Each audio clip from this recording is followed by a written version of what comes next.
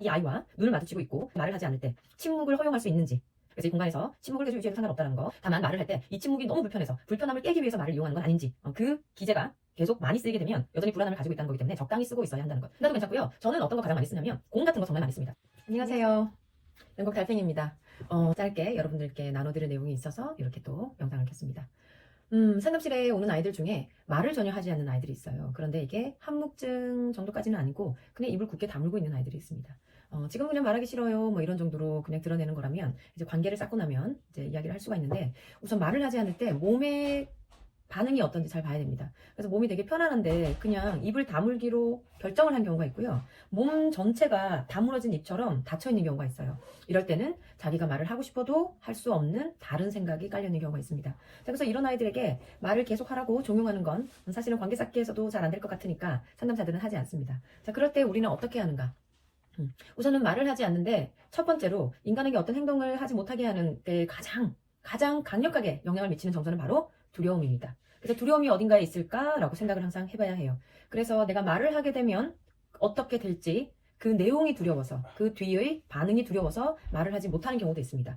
두려움에 갇히는 겁니다. 그리고 내가 하는 내용들이 어떤 사람들에게 영향을 미칠까봐, 뭐 가족일 수도 있고 그 내용과 관련된 사람들일 수도 있어요. 그 사람들에게 미칠 그 영향력이 너무도 무서워서 입을 다무는 경우가 있습니다. 그리고 그 이야기를 하는 것 자체가 두려워서 지금 나에게 이 이야기를 하라고 얘기를 할 거야 라고 생각을 하고 상담실에 왔다면 그 이야기를 다시 하는 것 자체가 두려워서 하지 못하는 경우가 있을 거예요. 자, 우리는 사람이 어떤 행동을 자연스럽게 하지 못할 때 그 행동을 막아서는 것은 감정이라는 것을 알고 있습니다. 그래서 그 감정이 무엇일지 예측을 해봐야 돼요. 그런데 모든 감정 중에서 가장 먼저 그리고 가장 예민하고 민감하게 항상 고려해야 되는 건 바로 두려움이라는 감정입니다. 두려움이라는 감정이 해제가 되지 않으면 이 행동은 바뀔 수가 없어요. 그런데 그 두려움이라는 것이 굉장히 크기 때문에, 크고 강렬하고 깊기 때문에 사실 해제시키는 게 쉽지는 않습니다. 자, 그러면 상담실에 오는 모든 아이들의 공통이긴 한데 바로 이 두려움을 느끼고 있는 아이들에게는 특히나 더 지금 이 상담실에서 느끼는 느낌, 이 느낌이 안전해야 합니다. 그래서 우리는 안전함과 편안함을 위해서 관계를 쌓는데 노력을 하죠. 그래서 상담 초기에 이 관계를 쌓지 않고 어떤 상담을 시작해도 결국엔 중간에 또 무너집니다. 그래서 처음에 이 안전함을 상대방에게 확신시킬 수 있는 그런 시간을 마련해야 돼요. 이 아이는 두려워서 말을 하지 않아요. 그런데 저하고 눈은 잘 마주쳐요. 그렇게 될 때 눈을 마주치는 순간마다 어색해서 계속 말을 해야 된다고 생각을 하기도 하는데, 자, 이때 이 아이가 느끼는 감정이 어떨지 알고 싶다면 상담사들은 그 순간 느끼는 자기 자신의 느낌에 대해서 굉장히 인식을 높여야 됩니다. 이 아이와 눈을 마주치고 있고 말을 하지 않을 때 침묵을 허용할 수 있는지, 그리고 침묵을 깨는 말이 이 침묵이 어색해서 말을 하는 것인지, 이 침묵에 대해서 내가 불편하고 그것을 넘어서서 두려운 감정이 있어서 말을 계속 하면서 말로 이 공간을 채우는 건 아닌지, 이 모든 것을 생각해야 됩니다. 그래서 상담을 하면요, 상대방 아이에 대해서 계속 집중을 하긴 하는데 상담사들은 왔다 갔다를 정말 많이 해야 되거든요. 지금 상담사라는 나, 그리고 이 상담을 받으러 온 학생, 이 학생의 감정을 알아차리기 위해서 나라는 사람의 감정도 계속 알아차려야 돼요. 그래서 이 사람에게 갔다가 나 자신을 알아차리는 순간으로 갔다가 이 사람에게 갔다가 나에게 갔다가 계속 왔다 갔다 하기 때문에 상담을 1시간 마치고 나면 정말 진이 빠집니다. 예전에 일반 회사에 일할 때 뭐 야근하고 이러면서 열몇 시간 일하고 나서도 이렇게 진 빠지는 거하고 좀 다른 것 같아요.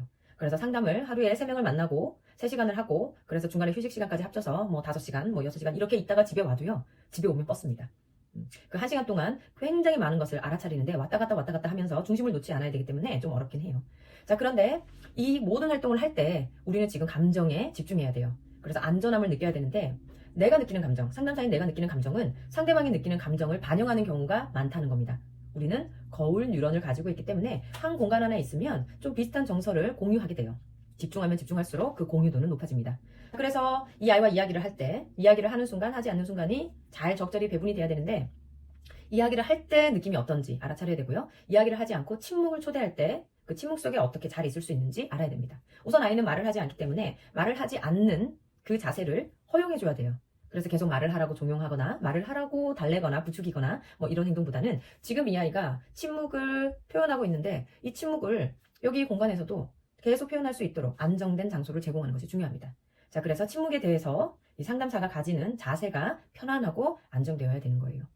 그래서 상담사는 지금 이 아이와 함께 나누고 있는 이 침묵이 안정되기 위해서 본인의 정서를 계속 조절해야 합니다.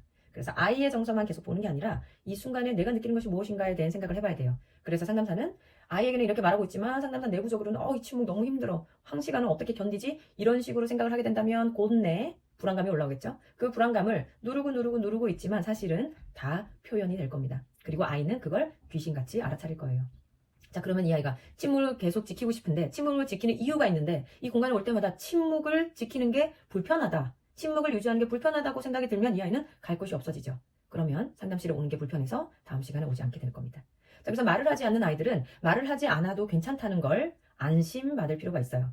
그리고 나서 그 안심의 마음이 조금 더 커지고 이 공간에서 있는 것이 안전하다고 느껴지고 이 공간에 있는 사람인 상담사와 같이 있는 것도 안전하다고 느껴지게 되면 이제 이 온몸으로 안전함을 조금씩 느낄 수 있게 되면서 그 두려움이라는 정서가 살짝씩 금이 가기 시작할 겁니다. 그럴 때 우리가 어떤 질문을 던지거나 어떤 말을 했을 때 대답을 할 수 있을 거예요. 그런데 처음 시작하는 질문과 대화는 아직 그 문제에 대해서는 얘기할 수 없을 겁니다. 그래서 갑자기 너 이거 한번 해볼래? 라고 주거나 아니면 이거 어떤 거 같아? 이거 색깔이 너는 마음에 드니? 이 색깔 좀 별로다. 뭐 이렇게 얘기하고 할 때 이 아이가 네, 아니요 라고 얘기하면서 그 침묵의 공간을 깨는 순간이 시작될 거예요. 거기서부터 시작이 될 겁니다.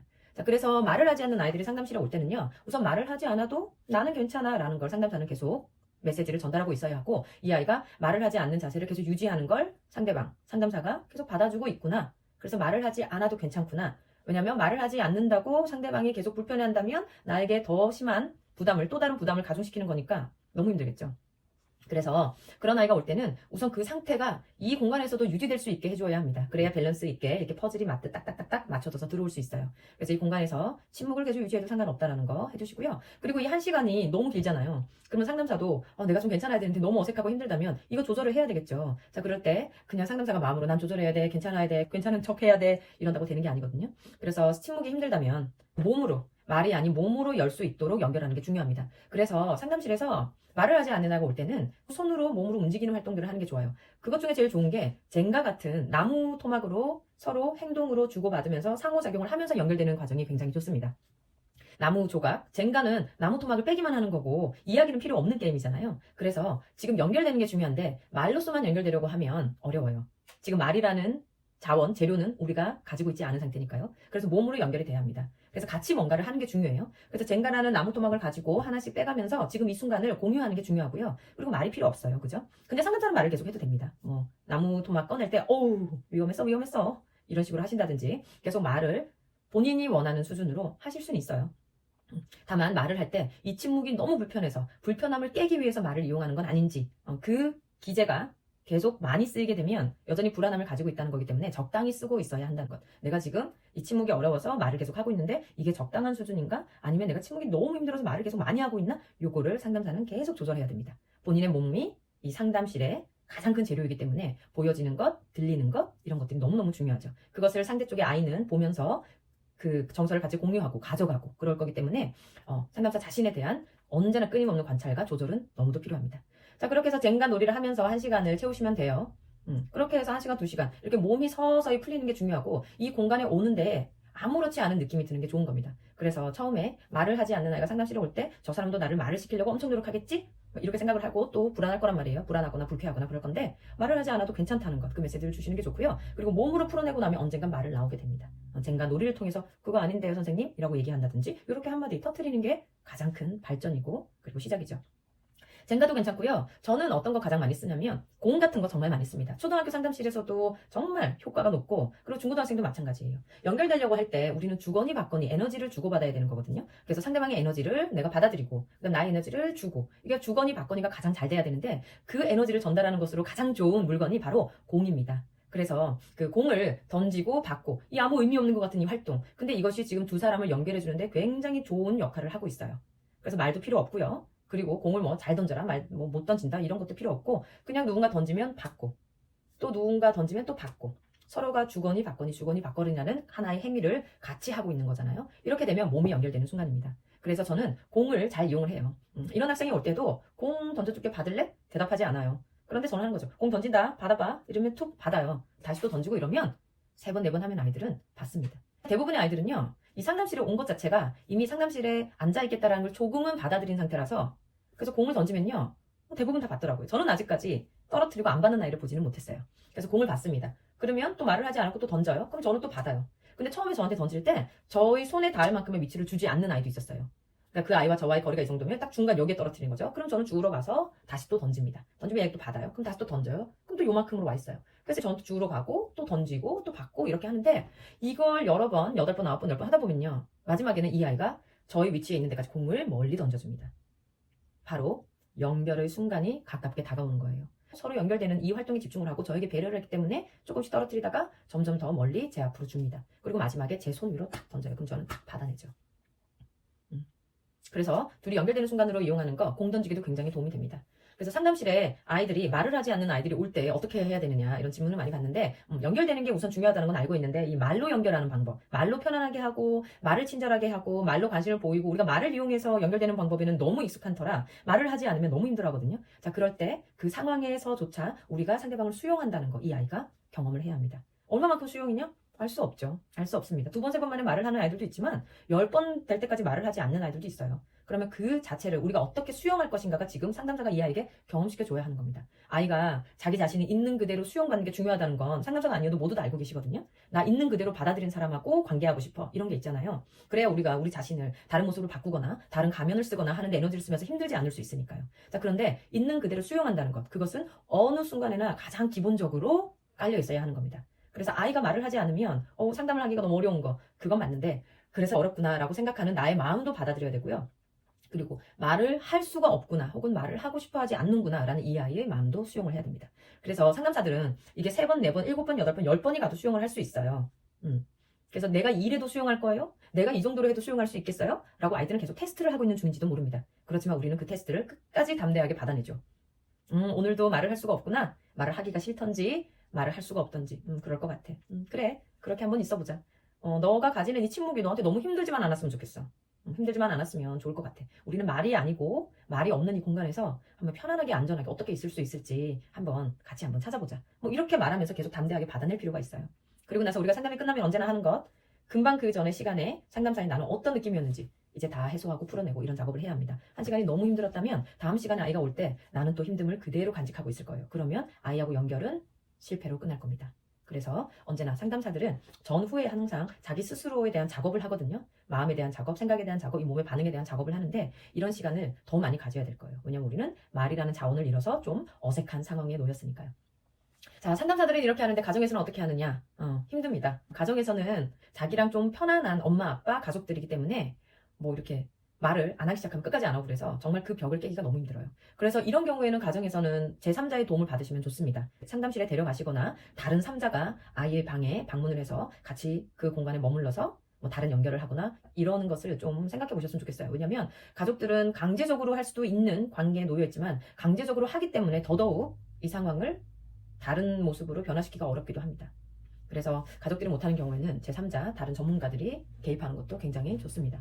물론 청소년들은 상담실에 가자고 하면 안 가죠. 안 갑니다. 그래서 이제 여러분들이 엄마 아빠 되시는 분들이 전문가들에게 어떻게 해야 되는지를 계속 코칭을 받으시면서 본인이 이 상황에 좋은 재료로 쓰이는 것, 그 방식을 배울 수 있는 것이 굉장히 도움이 됩니다. 천천히 배우고 천천히 이 모습을 변화시키겠다고 생각하면 성공할 확률이 높아요. 그런데 이 순간에 너무 걱정이 많거나 불안이 많이 끼어들어서 이 순간을 빨리빨리 변화시키려고 하면 그러면 그럴수록 변화는 느리게 올 겁니다. 그것을 생각하시고 천천히 부드럽게 이 모든 순간들을 한번 다른 국면으로 이끌어가 보겠다. 그런 생각하시는 거 정말 좋은 방향이고 그리고 제대로 된 방향이라고 말씀드릴 수 있어요. 자, 오늘은 말을 하지 않는 아이들과 어떻게 연결될 것인가 그것에 대한 이야기를 나누었습니다. 다음에는 또 상담실에서 일어나는 일들로 어떤 행동을 할 수 있을지 정보를 나누는 시간을 가져보겠습니다. 오늘도 천천히 부드럽게 일상에서 틈틈이 천천히 부드럽게 생활할 수 있는 1분, 3분, 5분 이런 시간을 가져보시기 바랍니다. 우리가 살아가는 세상은 사실 천천히 부드럽게 하면 다 즐겁고 편안하고 행복할 수 있어요. 저는 그렇게 생각합니다.